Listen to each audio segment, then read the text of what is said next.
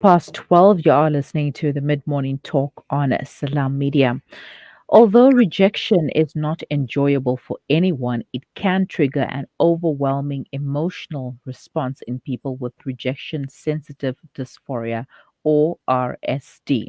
Here's what you need to know about rejection sensitive dysphoria. And joining me on the line is Islamic Care Line social worker Shuhaida Adam to enlighten us. Assalamu alaikum rahmatullahi wa barakatuh, Shuhaida. Shukran for joining me once again. Walaikum salam wa rahmatullahi wa barakatuh. Always a pleasure to be on the show discussing such interesting topics. Yes, I mean, when I came across it, the first thought that came to mind was, what is rejection sensitive dysphoria? It seems like we are learning new words every single day. Please enlighten us. What is it? Okay, so the last word, when we look at the word dysphoria. Dysphoria is essentially is an intense feeling of dissatisfaction or uneasiness. And dysphoria can apply to many things in life. But just we know that it's the actual opposite of euphoria. So this absolute uneasiness and dissatisfaction and unsettledness relating to rejection sensitivity. Um, it's actually something that has been around for quite a long time in the clinical field, in the mental health field. It has been around. However, it's not something formalized as a specific condition. Hmm. So you won't find it as a formal diagnosis. For example, like how you can somebody can be diagnosed with bipolar disorder or general anxiety disorder. You will not find somebody being able to be diagnosed with this. Okay. However, it's very much recognized as a condition that is very real. It's also more often than not, it's people who are diagnosed with ADHD. They are quite likely to have rejection sensitive dysphoria. So it's oftentimes it's brushed under or recognized maybe under just something as emotional dysregulation. Somebody is struggling to control to regulate their emotions. However, it is a standalone, can't stand on its own as a condition, right? So what is Hmm. it? Really strong emotional reaction to negative judgment, exclusion, or criticism from others. Um, it's so extreme for the person who's experiencing this perceived rejection or criticism that it actually sends them into a total sort of a total salesman. They actually feel physical pain around it. So Hmm. there's a lot of emotions around it, and most people also tend to feel the physical pain around it. This is because there are certain pathways in the brain that are associated also with emotional pain. So if you thought that people with rejection sensitive dysphoria, those same pathways are actually physically activated when they perceive rejection or when they're actually experiencing it. And it's not necessarily just rejection. It can be even, for children, it can be teasing, it can be a suggestion of improvement from somebody else. And the person who has RSD will then consider this as extreme rejection. So what does it really look like in practice? The person who has this RSD, they experience a lot of shame, a lot of guilt, Hmm. um, very high sensitivity about the possibility of rejection. They ruminate in their mind. So there's a lot of overthinking. There is double thinking. There is triple thinking when there is something that they have to experience. For example, if they need to perhaps host a function, maybe a small family function, it can lead to such intense feelings of unhappiness and fear and expectation that nobody's going to come, that you may just end up canceling it, or you experience so much rage when people actually do have legitimate, valid reasons for not attending the function. There's a lot Hmm. of rage and expressiveness that people can experience through this, um, even especially as they perceive somebody to have rejected them or somebody reject them. There's a filter that they hold. So they view experiences, they view people's comments, they view critical feedback, they view it through a very, very strong filter. And this filter, they cannot control this filter. This also intensifies the emotion around the behavior. Um, so other things like a complete an uncomfortable physical reaction to being misunderstood. So they can possibly feel, if somebody is uncertain of what the person is saying, they do then feel that the person is rejecting what they say, or rejecting them. They can possibly isolate themselves just to prevent themselves from getting hurt. They also, on the other hand, they could then have such high standards for themselves, such high standards of perfectionism, high standards of performance, so that there can be no question around their performance. There can be no room for criticism or any slight against this person. So there is extreme behaviors. I spoke a little bit about aggression. The opposite end of that is that the person may then also employ total isolation. They may not engage at all with any kind of feedback. So this can have a host of implications, of course, in the different areas of their life. It can even lead to self-harm or possible suicidal thoughts, very low self-esteem, very low mood, or very intense mood. Spoke about the aggression, we spoke about the rage, the total dissatisfaction around that specific area of their life. People around a certain area of their life, they may even just immediately lose all motivation. And they suddenly lose all their passion around something. They were pursuing maybe a new hobby. And they were quite passionate about it. And they were not maybe as warmly received as they expected themselves to be received in a certain group. They may immediately hate that whole hobby or that whole action and the whole group and rage against the people who were part of it. So they can be a very much an all or nothing type of a person.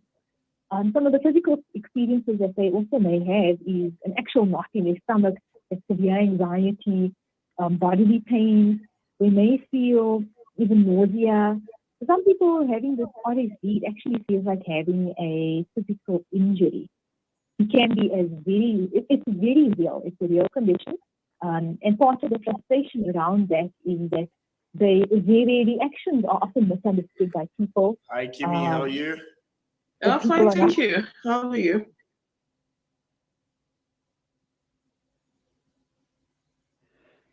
Shuhaida,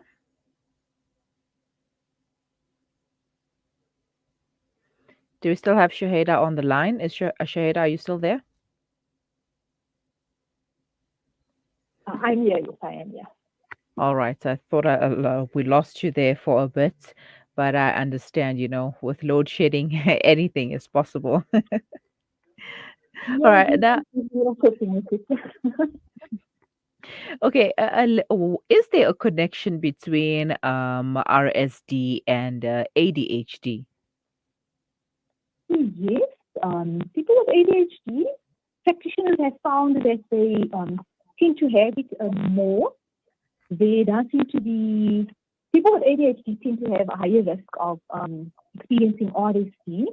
Again, I said earlier a little bit around the biology around it. So people with ADHD, they process stimuli differently. It's a lot more intense. So it's possible the stimuli around the relationships and the perceived rejection, the person with ADHD can, it's more intensified.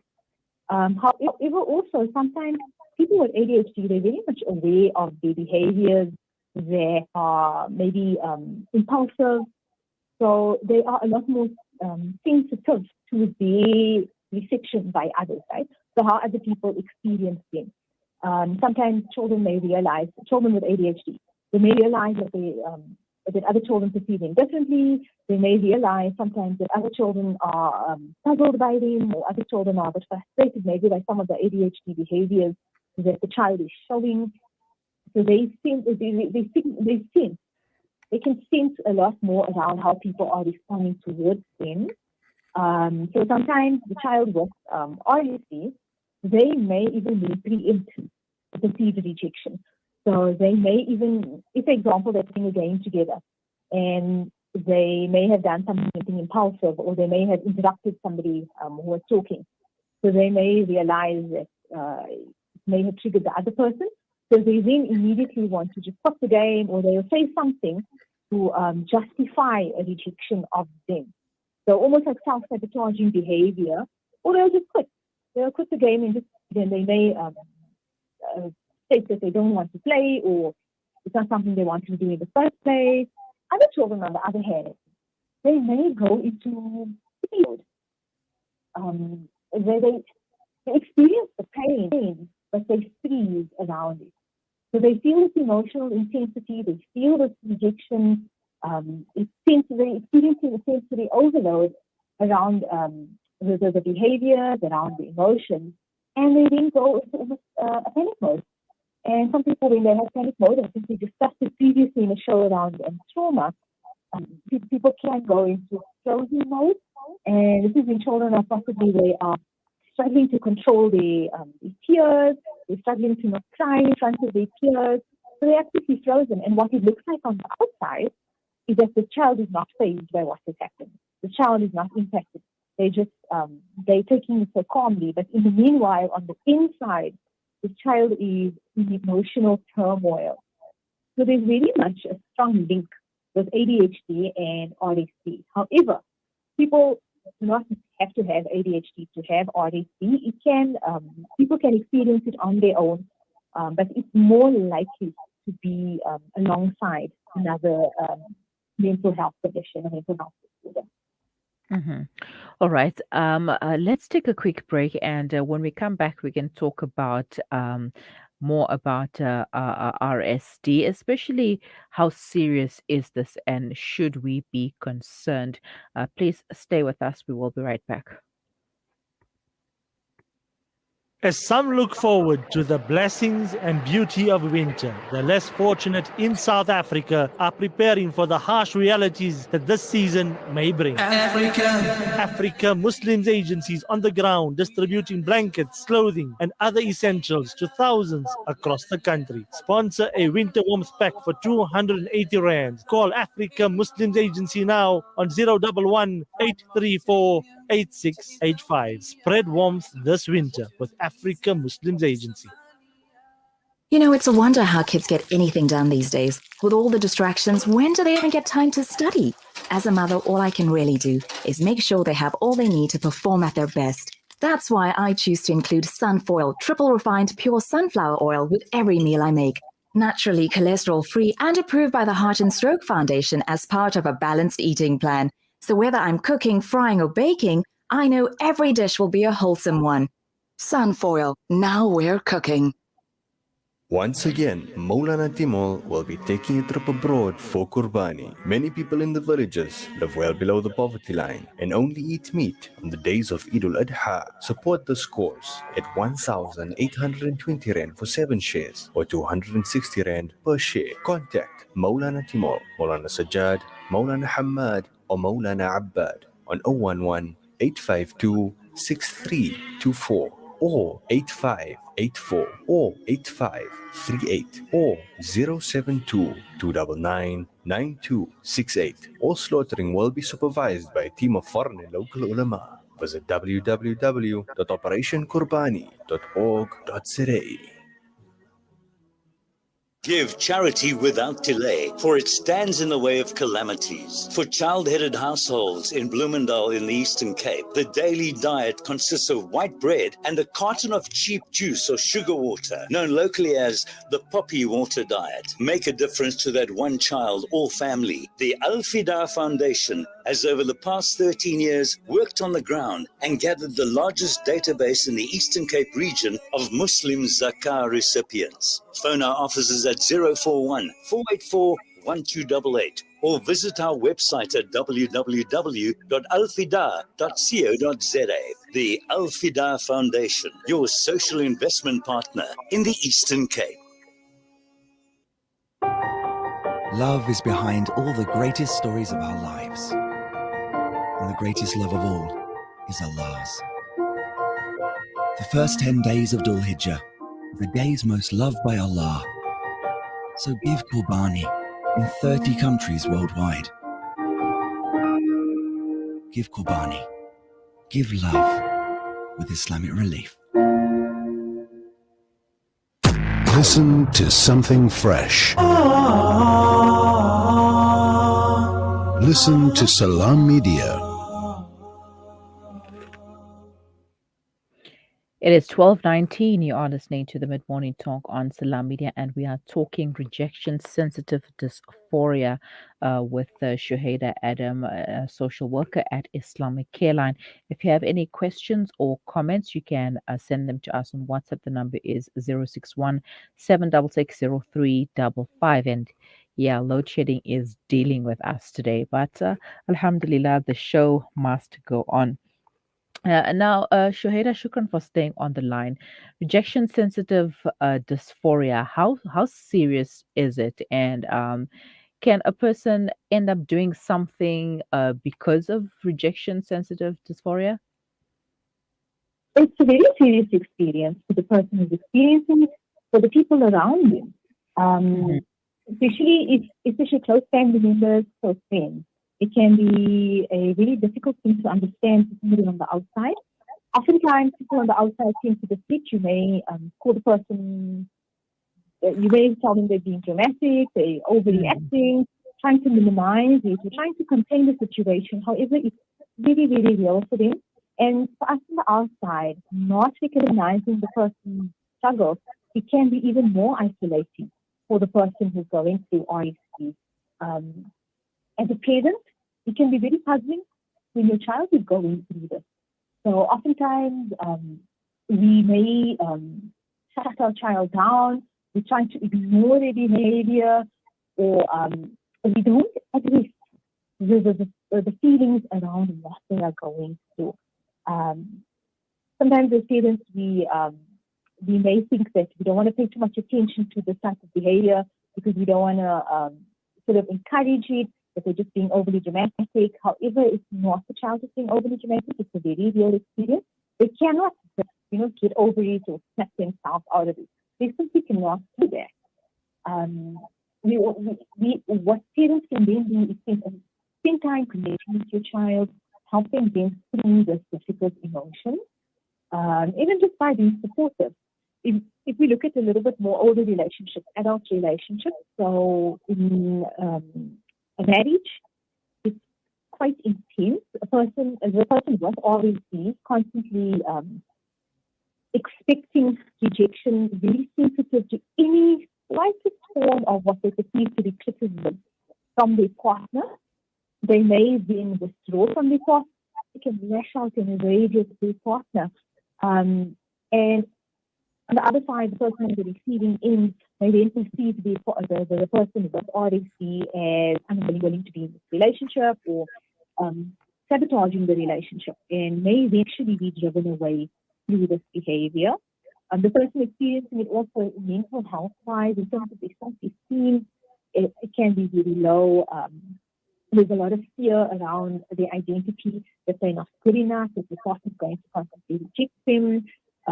They may totally withdraw, like I said earlier, they can shut off. They may not ever express their feelings. This can lead to them being potentially be manipulated by a partner, or possibly be abused, but they do not speak out on it. So the fear of the rejection and the criticism around the abuse that they may have experienced.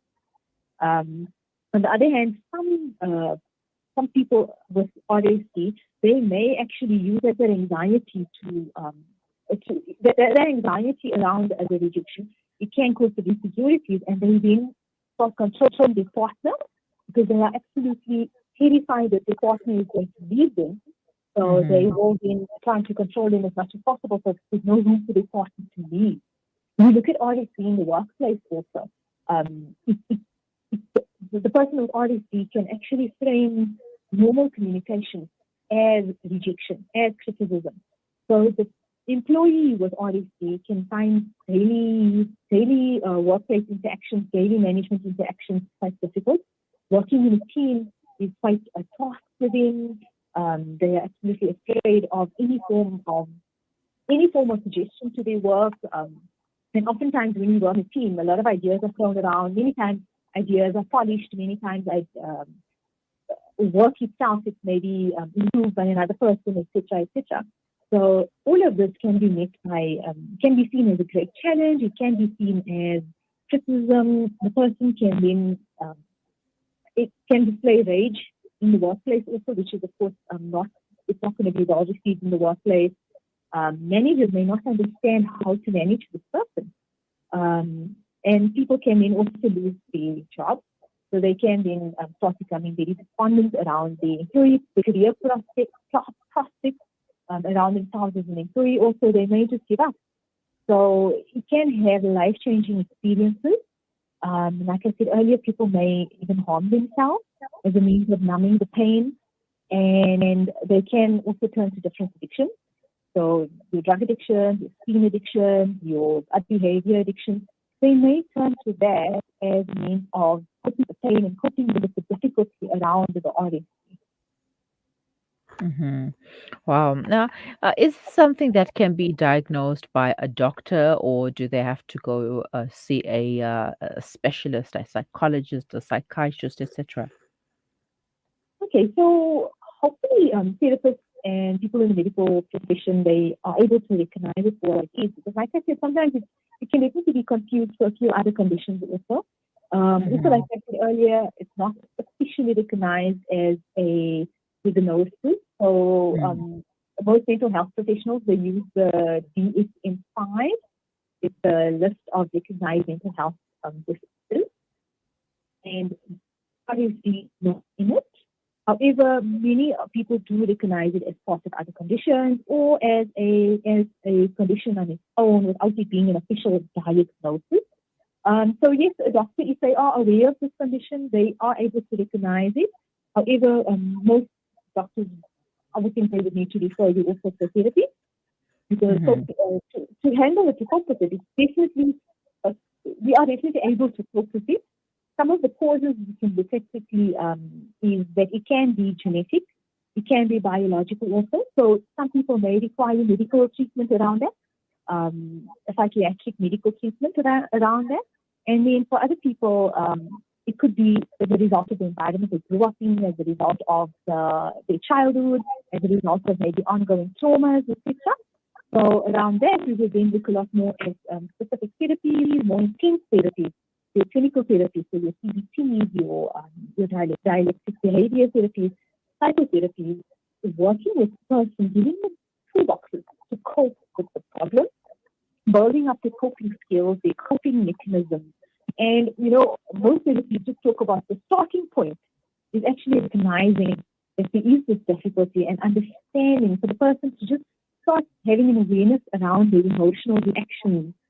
And then once we start having an understanding around it, we can then start building our sort of better tools and better paths to coping with our more extreme emotions, helping then with emotional regulation. And there's so many different pathways out there. There's so many different therapies within the professional field. Of course, we always recommend people go to qualified professionals and not just people who are not qualified, because that can often do more harm than good. So there's a lot that people can do. However, one of the things I can just genuinely share with your listeners, in terms of general focusing, people can focus on a more supportive environment. So they can try and create a more supportive environment, helping educate people around you about RSD, which can then give them greater understanding and lead to greater acceptance on your loved ones, from your loved ones, from people around you, and even in your work environment, perhaps your HR department, perhaps your immediate supervisors, managers, etc. Practice mindfulness. So oftentimes people are stuck in the thoughts around the rejection, around the criticism.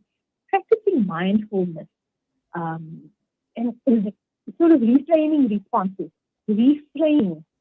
Consciously reframing what your mind is telling you, the negative thoughts that your mind is telling you, consciously reframing it to something positive. Taking time out to delay your responses, because oftentimes people will say they immediately find the rage or they immediately withdraw.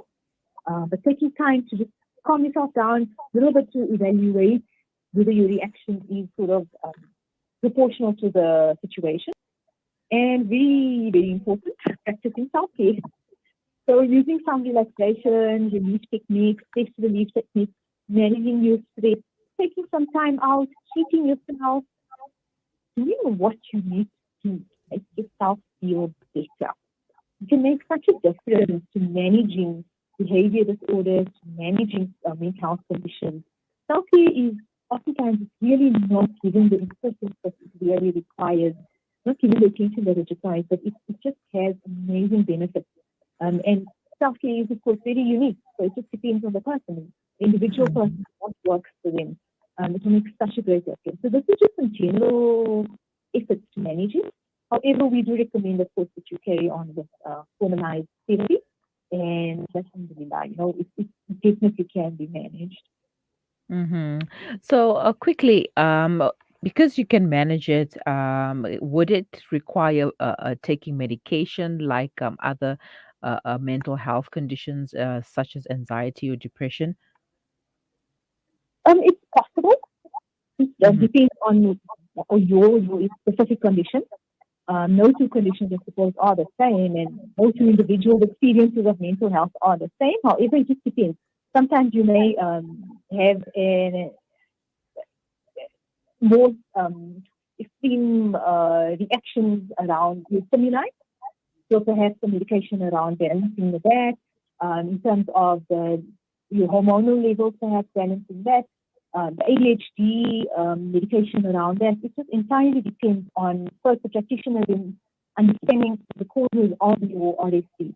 And sometimes you may just need an antidepressant also to assist with the therapy.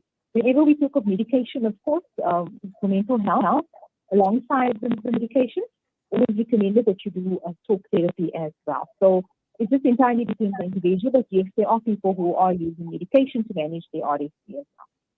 Hmm. All right. Shukran so much for your time, Shuhaida, and for enlightening us, giving us some insight on rejection sensitive dysphoria. I definitely learned a little bit more about this condition. So, Alhamdulillah, shukran once again, and have a wonderful day. Afwan, Jazakallah khair for the time you've given us to talk about this topic. Assalamu alaikum wa rahmatullahi wa barakatuh. Wa alaikum assalam wa rahmatullahi wa barakatuh. That was Shuhaida Adam, a social worker at Islamic Care Line. And yeah, at least we know a little bit more about rejection sensitive dysphoria, something that was not very known, but now it is, alhamdulillah. It is 12:31 and you are listening to the mid-morning talk on Salam Media. Please stay with us. We will be right back.